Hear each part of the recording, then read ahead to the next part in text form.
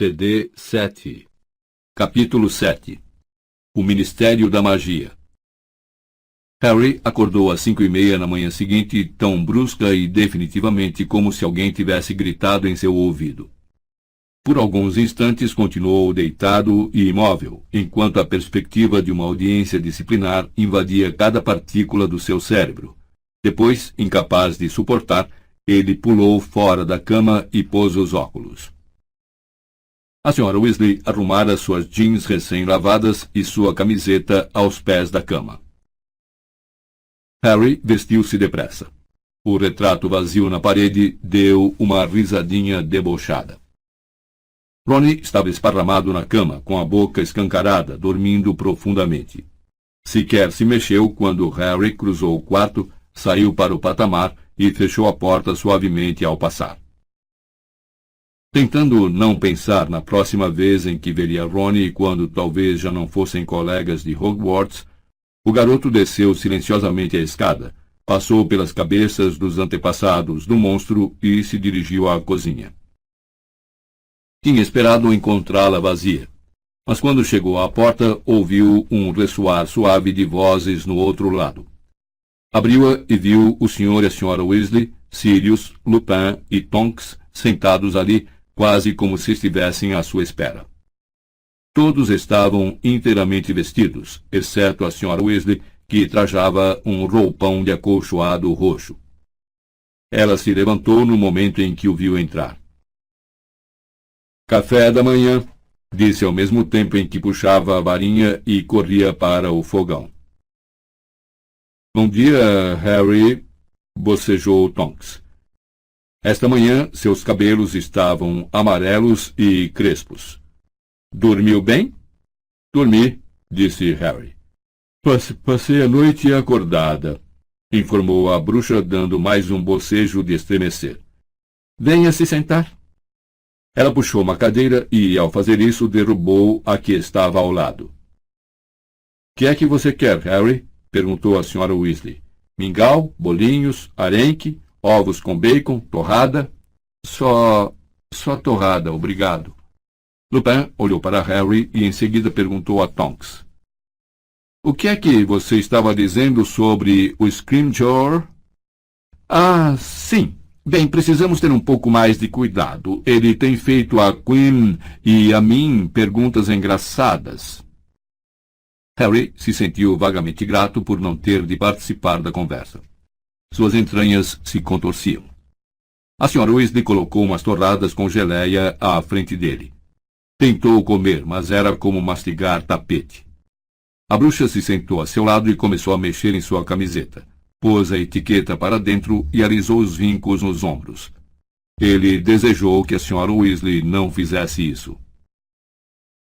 "E terei de dizer ao Dumbledore que não posso fazer o turno da noite amanhã. Estou simplesmente cansada demais", concluiu Tonks, dando novamente um imenso bocejo. "Eu cubro o seu turno", ofereceu-se o Sr. Weasley. "Estou bem, de qualquer modo tenho um relatório para terminar." Ele não estava usando vestes de bruxo, mas calças de risca de giz e um velho blusão de aviador. Virou-se de Tonks para Harry. "Como é que você está se sentindo?" Harry encolheu os ombros. "Vai terminar logo", disse o bruxo, encorajando-o. "Dentro de algumas horas você estará inocentado." Harry não respondeu. "A audiência é no meu andar, na sala da Amélia Bones. É a chefe do Departamento de Execução das Leis da Magia, e é quem vai interrogá-lo." "Amélia Bones é legal, Harry", disse Tonks, séria. "É justa, e vai escutar tudo o que você tiver a dizer." Harry concordou com a cabeça, ainda incapaz de pensar em alguma coisa para dizer. "Não perca a calma", disse Sirius de repente. "Seja educado e se atenha aos fatos." Harry tornou a acenar com a cabeça. "A lei está do seu lado", disse Lupin em voz baixa. "Até bruxos menores de idade podem usar magia em situações em que há risco de vida." Alguma coisa muito fria escorreu pela nuca de Harry, fazendo-o pensar por um momento que alguém estivesse lançando nele um feitiço da desilusão. Então percebeu que a Sra. Weasley estava atacando seus cabelos com um pente molhado. Ela pressionou com força no alto da cabeça. "Eles não baixam nunca?" perguntou desesperada. Harry fez que não. O Sr. Weasley verificou o relógio e olhou para o garoto. "Acho que temos de ir agora. Estamos um pouco adiantados, mas acho que será melhor você esperar no ministério do que aqui." "Ok", disse Harry automaticamente, largando a torrada e se levantando. "Vai dar tudo certo", disse Tonks, dando-lhe uma palmadinha no braço. "Boa sorte", desejou Lupin. "Tenho certeza de que tudo correrá bem."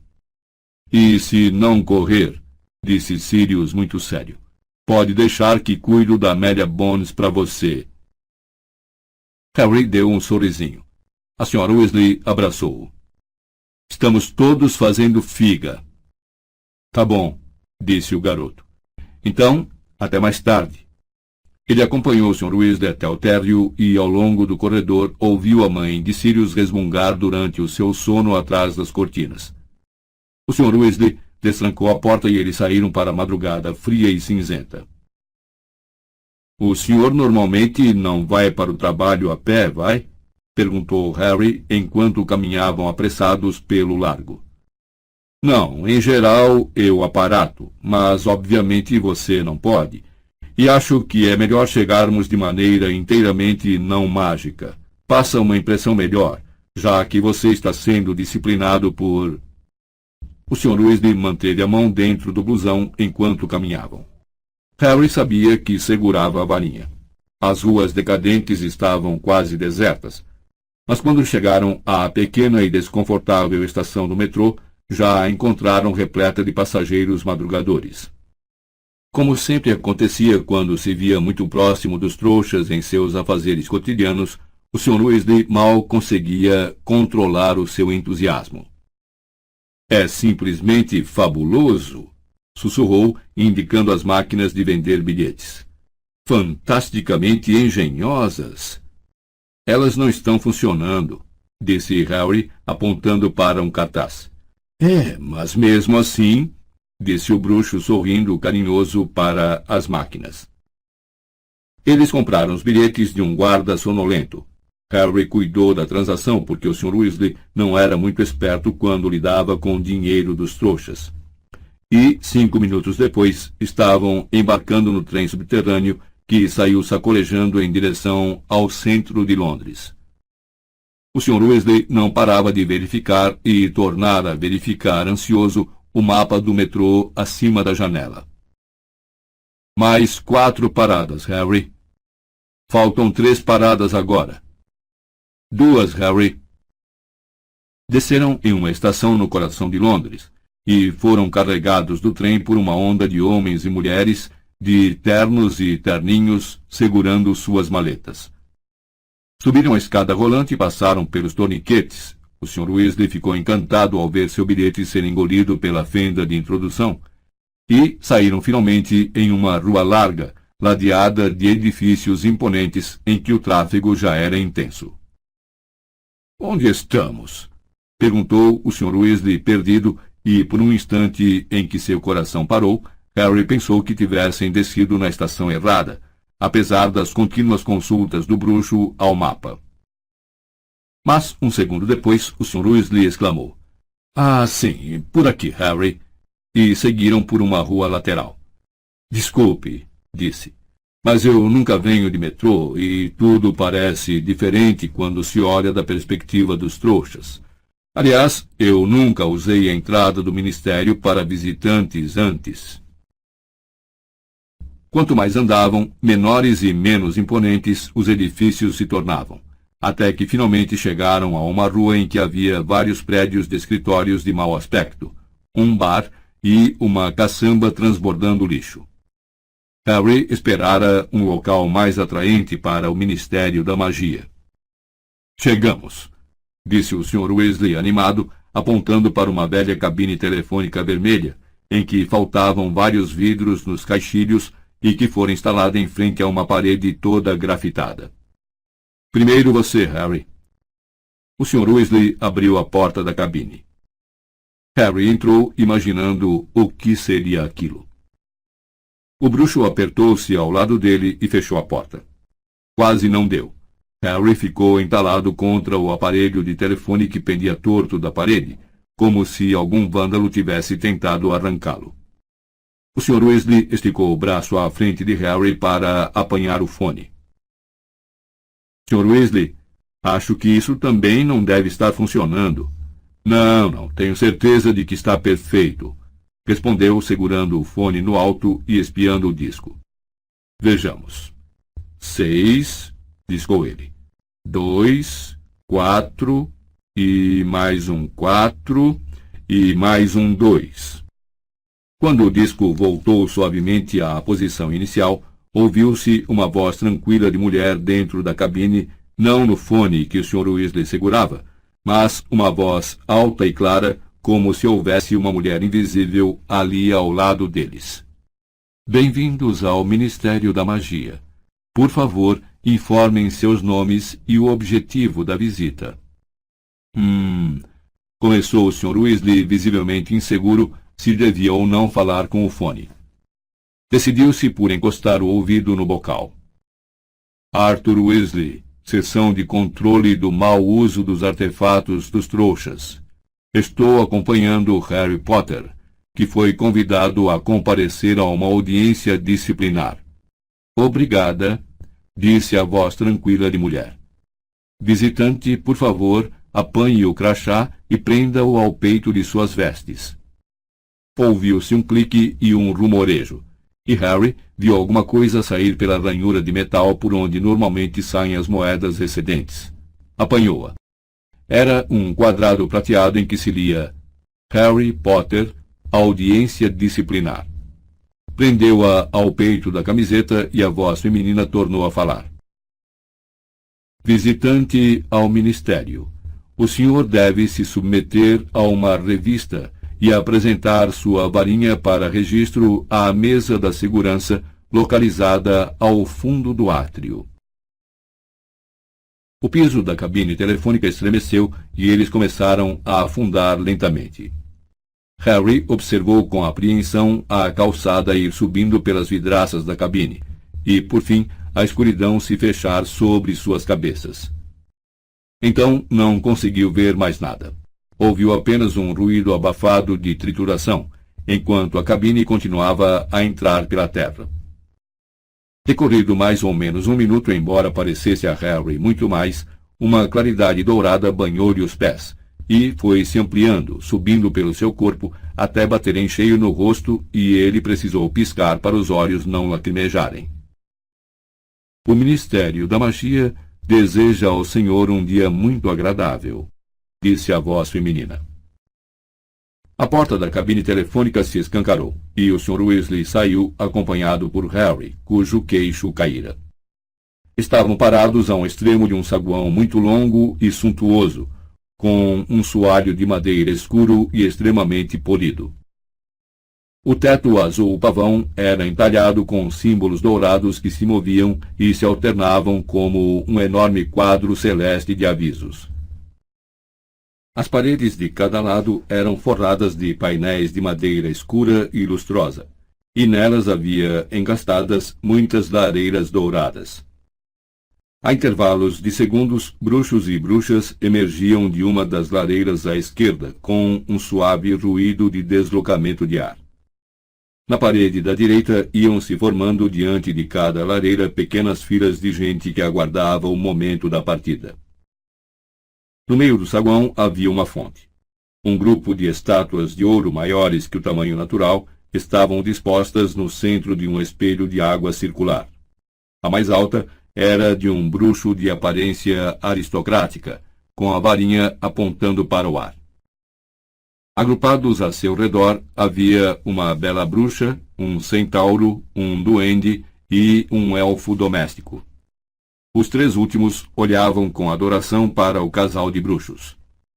Das pontas de suas varinhas saíam jorros de água cintilante, bem como da ponta da flecha do centauro, da ponta do chapéu do duende e de cada orelha do elfo doméstico, de tal modo que o silvo e o tilintar da água que caía se misturavam aos pops e cracks dos bruxos aparatando e ao ressoar dos passos de centenas de outros, a maioria com a cara de poucos amigos de quem acabara de acordar, dirigindo-se a uma fileira de portões dourados no fundo do saguão. Por aqui, disse o Sr. Weasley. Eles se juntaram à multidão e continuaram a caminhar entre os funcionários do ministério, alguns dos quais carregavam pilhas instáveis de pergaminhos, outros maletas surradas, e outros ainda liam o Profeta Diário enquanto andavam. Ao passarem pela fonte, Harry viu sicles de prata e nuques de bronze brilhando no fundo da água. Um pequeno cartaz ao lado da fonte informava: todo o dinheiro recolhido na fonte dos Irmãos Mágicos será doado ao Hospital St. Mungo's para doenças e acidentes mágicos. Se eu não for expulso de Hogwarts, vou jogar 10 galeões aí. Harry se apanhou pensando com desespero.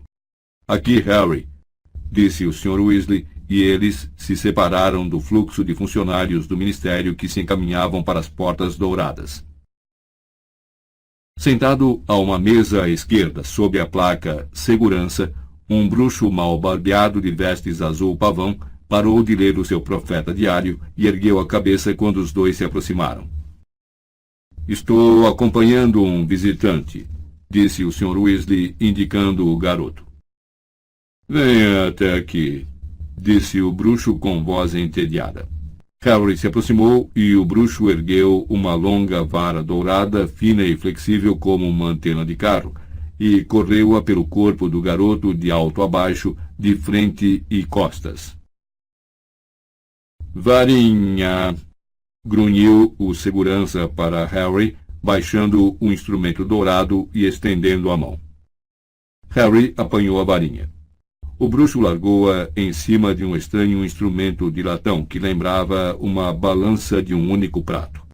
A coisa começou a vibrar. Uma tira fina de pergaminho foi saindo instantaneamente de uma ranhura na base. O bruxo destacou-a e leu o que estava escrito. 28 centímetros, cerne de pena de fênix, em uso há 4 anos. Correto? Correto, respondeu Harry, nervoso. Fico com ela, disse o bruxo, enfiando a tira de pergaminho em um pequeno espeto de latão. Eu a devolvo depois, acrescentou, apontando a varinha para o garoto. Obrigado. Um momento, disse lentamente o bruxo. Seus olhos correram do crachá prateado de visitante no peito de Harry para sua testa. Obrigado, Érico, disse o Sr. Weasley com firmeza, e, segurando o garoto pelos ombros, afastaram-se da mesa e reingressaram na torrente de bruxos e bruxas que cruzavam o portão dourado. Meio empurrado pela multidão, Harry acompanhou o Sr. Weasley, atravessou o portão e saiu em um saguão menor, onde havia no mínimo 20 elevadores por trás de grades douradas ornamentadas. Os dois se juntaram às pessoas paradas diante de um dos elevadores. Perto, havia um bruxo corpulento e barbudo segurando uma grande caixa de papelão que emitia um ruído de raspagem. Tudo bem, Arthur? Perguntou o bruxo, cumprimentando-o com um aceno de cabeça. Que é que você traz aí, Beto? Quis saber o Sr. Weasley, olhando para a caixa. Não temos muita certeza, respondeu o bruxo muito sério. Achávamos que era uma galinha do brejo comum até ela começar a soltar fogo pelas fossas nasais. Agora está me parecendo uma séria violação da proibição de criar animais experimentalmente. Com uma barulheira de ferragens, um elevador desceu diante deles. A grade dourada se recolheu. Harry e o Sr. Weasley entraram no elevador com os demais. E o garoto se viu esmagado contra a parede dos fundos. Vários bruxos e bruxas o olharam com curiosidade. Ele encarava os próprios pés e alisava a franja para evitar encontrar o olhar das pessoas. As grades tornaram a fechar com estrondo e o elevador subiu lentamente, as correntes se entrechocando enquanto a mesma voz tranquila de mulher que Harry ouvira na cabine telefônica tornava a falar.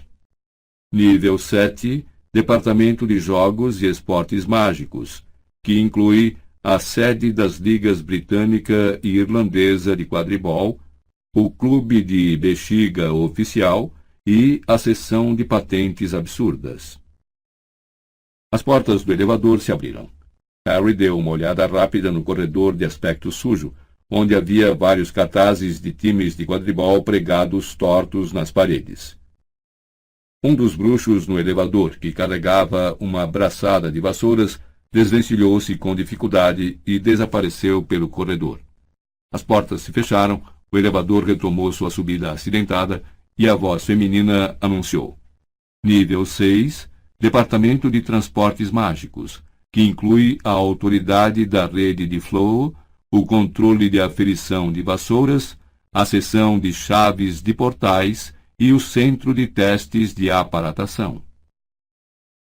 Mais uma vez, as portas do elevador se abriram e 4 ou 5 bruxos desembarcaram. Ao mesmo tempo, vários aviõezinhos de papel entraram voando no elevador. Harry ficou olhando os aviões planarem preguiçosamente acima de sua cabeça. Eram violeta claro e ele leu as palavras Ministério da Magia estampadas no bordo das asas. São apenas memorandos interdepartamentais, murmurou o Sr. Weasley. Costumávamos usar corujas, mas a sujeira era inacreditável, excrementos caindo sobre as escrivaninhas. Quando recomeçaram a subir, os memorandos ficaram flutuando em torno da lâmpada do elevador.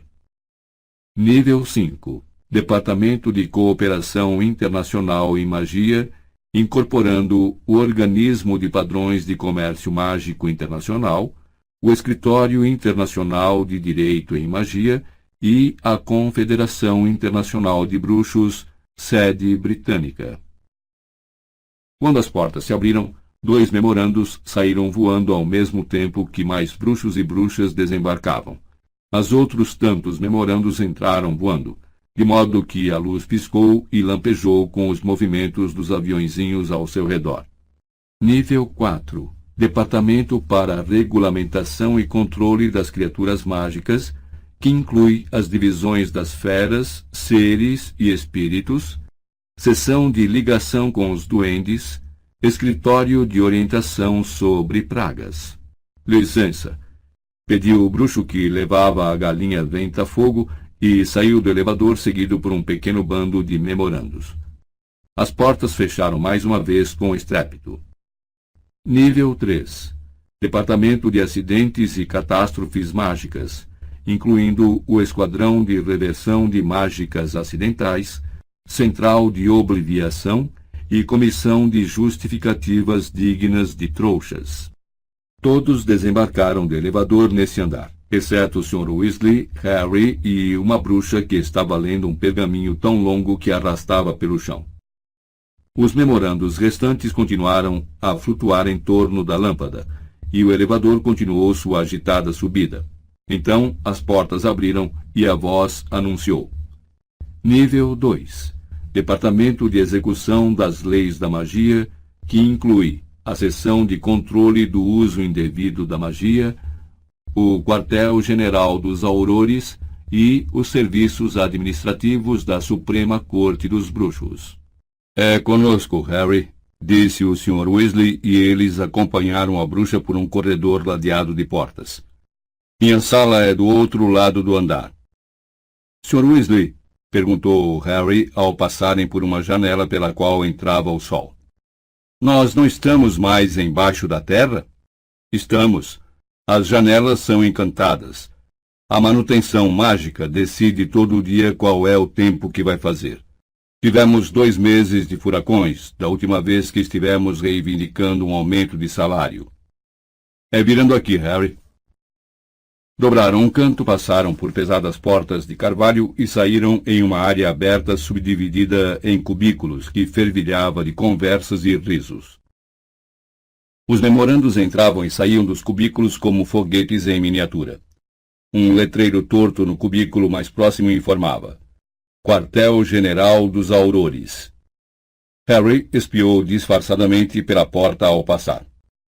Os aurores haviam coberto as paredes de seus cubículos com tudo que se pode imaginar, desde retratos de bruxos procurados e fotos de suas famílias, a pôsteres dos seus times de quadribol preferidos e artigos do Profeta Diário. Um homem de vestes vermelhas, com um rabo de cavalo mais comprido que o de Guy, estava sentado com as botas em cima da escrivaninha, ditando um relatório para sua pena. Um pouco adiante, uma bruxa com uma venda sobre um dos olhos conversava por cima da divisória do seu cubículo com Queen Shacklebolt. Dia, Weasley, cumprimentou Queen descontraído quando o bruxo se aproximou.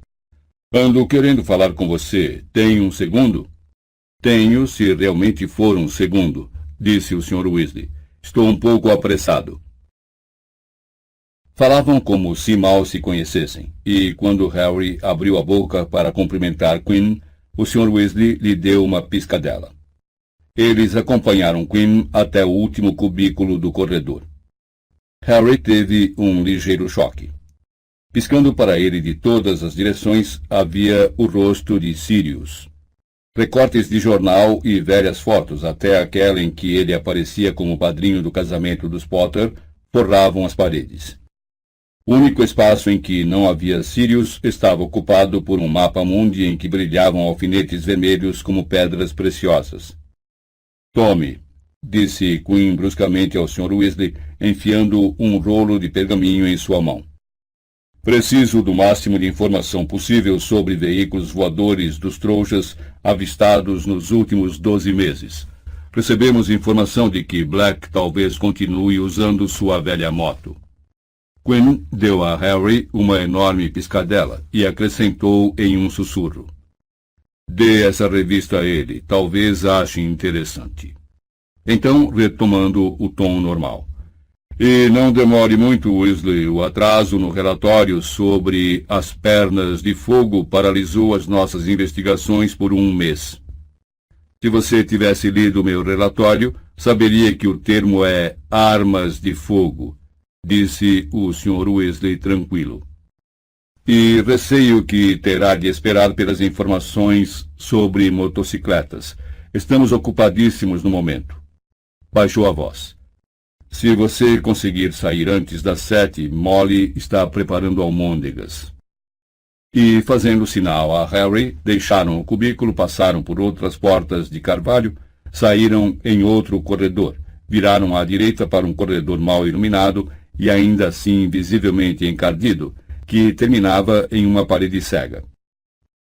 Mas havia uma porta entreaberta à esquerda, deixando à mostra o interior de um armário de vassouras, e uma porta à direita com uma placa de latão oxidado com os dizeres «Mau uso dos artefatos dos trouxas». A sala escura e suja do Sr. Weasley parecia ligeiramente menor que o armário de vassouras. 2 escrivaninhas tinham sido apertadas ali, e mal havia espaço para contorná-las por causa dos arquivos abarrotados que ocupavam as paredes, com pilhas de pastas por cima. O pouco espaço de parede disponível testemunhava as obsessões do Sr. Weasley. Vários pôsteres de carros, inclusive o de um motor desmontado, 2 ilustrações de caixas de correio que pareciam ter sido recortadas de livros para crianças trouxas, e um diagrama mostrando como pôr fio em tomada. Por cima de sua apinhada caixa de entrada havia uma velha torradeira que soluçava em tom desconsolado, e um par de luvas de couro que girava 2 dedos vazios. Ao lado da caixa havia uma foto da família Weasley. Harry reparou que, aparentemente, Percy abandonara a foto. Não temos janela, desculpou-se o Sr. Weasley, despindo o blusão de aviador e pendurando-o no espaldar de sua cadeira. Pedimos, mas pelo visto eles acham que não precisamos de uma. Sente-se, Harry. Parece que Perkins ainda não chegou. Harry apertou-se na cadeira ao lado da mesa de Perkins, enquanto o Sr. Weasley folheava rapidamente o maço de pergaminhos que Queen Shacklebolt lhe entregara. Ah! Comentou, sorrindo, ao puxar do meio um exemplar da revista O Pasquim. Sim. Folheou-a. Sim, ele tem razão. Com certeza Sirius vai achar muito engraçado. Ah, meu Deus, o que é isso agora? O memorando acabara de disparar pela porta aberta e pousar em cima da torradeira soluçante. O Sr. Weasley abriu-o e leu em voz alta. Recebemos informações de um terceiro vaso sanitário regurgitando em banheiro público em Bethnal Green. Queira investigar imediatamente. Isto está ficando ridículo. Um vaso sanitário que regurgita? Brincadeiras de gaiatos antitrouxas, disse o Sr. Weasley, franzindo a testa. Tivemos 2 na semana passada. Um em Wimbledon, um em Elephant and Castle.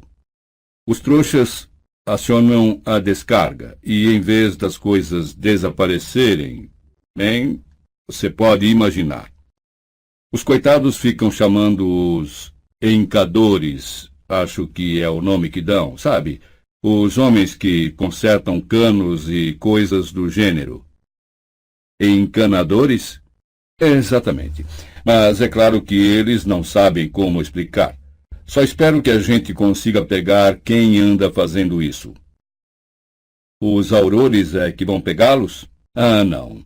Isto é banal demais para aurores. Será uma patrulha normal para a execução das leis da magia. Ah, Harry, este é o Perkins. Um velho bruxo encurvado e tímido de cabelos brancos e fofos acabara de entrar na sala ofegante. — Oh, Arthur! Exclamou desesperado sem olhar para Harry. — Que bom! Eu não sabia o que seria melhor, se esperar ou não aqui por você. Acabei de despachar uma coruja para sua casa, mas é óbvio que você já tinha saído. Chegou uma mensagem urgente há uns 10 minutos. — Já sei. Do vaso sanitário que regurgita, disse o Sr. Weasley. — Não, não é o vaso sanitário. É a audiência do menino Potter. Mudaram a data e o local. Agora vai começar às 8 horas e vai ser no velho 10º tribunal. No velho... Mas me disseram... Pelas barbas de Merlin... O Sr. Weasley consultou o relógio, deixou escapar um grito e pulou de sua cadeira. — Depressa, Harry. Devíamos ter chegado lá há 5 minutos. Perkins se achatou contra os arquivos para deixar o Sr. Weasley sair correndo da sala com Harry em seus calcanhares. — Por que é que eles mudaram a hora? Perguntou Harry sem fôlego ao passarem desabalados pelas salas dos aurores. As pessoas se esticavam e paravam para olhar a correria dos dois. Harry teve a sensação de que deixara as entranhas na mesa de Perkins. — Não faço a menor ideia, mas foi bom termos chegado aqui tão cedo. Se você perdesse a audiência, teria sido uma catástrofe. O Sr. Weasley parou derrapando diante dos elevadores e apertou com impaciência o botão de descida. — Anda logo! O elevador apareceu sacudindo e eles entraram depressa. Todas as vezes que paravam, o Sr. Weasley xingava furiosamente e socava o botão de número 9. — Esses tribunais não são usados há anos, disse o Sr. Weasley zangado. — Não posso imaginar por que vão fazer audiência aqui embaixo. A não ser que... Mas não... Uma bruxa gorducha carregando um cálice fumegante entrou no elevador nesse momento, e o Sr. Weasley se calou. — O átrio, disse a tranquila voz de mulher, e as grades douradas se abriram, permitindo a Harry um vislumbre distante das estátuas de ouro na fonte. A bruxa saiu e um bruxo de pele macilenta e expressão muito pesarosa a substituiu. — Dia, Arthur, disse ele em tom sepulcral quando o elevador começou a descer. — Não é sempre que o vejo aqui embaixo. — Negócios urgentes, bode, respondeu o Sr. Weasley, que se balançava para frente e para trás nos calcanhares, lançando a Harry olhares ansiosos. Ah, sim, disse Bode, examinando o garoto sem pestanejar. É claro. Não restava a Harry quase nenhuma emoção para gastar com Bode, mas aquele olhar fixo não o fez se sentir mais confortável. Departamento de Mistérios, disse a voz de mulher sem pressa e sem nada a acrescentar. Anda, Harry, disse o Sr. Weasley, quando as portas do elevador se abriram com estrépito, e eles saíram apressados por um corredor que era muito diferente dos outros acima. As paredes eram nuas. Não havia janelas nem portas, exceto uma preta e lisa no finzinho do corredor. Harry pensou que fossem entrar, mas em lugar disso, o Sr. Weasley o agarrou pelo braço e o arrastou para a esquerda, onde havia uma abertura para uma escada. Aqui embaixo, ofegou ele, dando 2 passadas de cada vez. O elevador nem desce até aí. Por que vão fazer a audiência aí embaixo? Chegaram ao último degrau e entraram por mais um corredor, muito semelhante ao que levava à masmorra de Snape em Hogwarts, com paredes de pedra bruta e tochas em suportes. As portas pelas quais passavam aqui eram de madeira maciça com trancas e fechaduras. 10º. Tribunal. Acho que estamos quase... Sim. O Sr. Weasley parou cambaleante em frente a uma porta escura e encardida, com uma enorme fechadura de ferro, e encostou-se à parede, comprimindo a pontada que sentia no peito. Continue, ofegou ele, apontando a porta com o polegar. Entre aí. O senhor não vem com... Não é permitido. Boa sorte. O coração de Harry bateu violentamente contra o seu pomo de Adão. Ele engoliu com força, girou a maçaneta de ferro da pesada porta e entrou no tribunal. Fim do CD 7.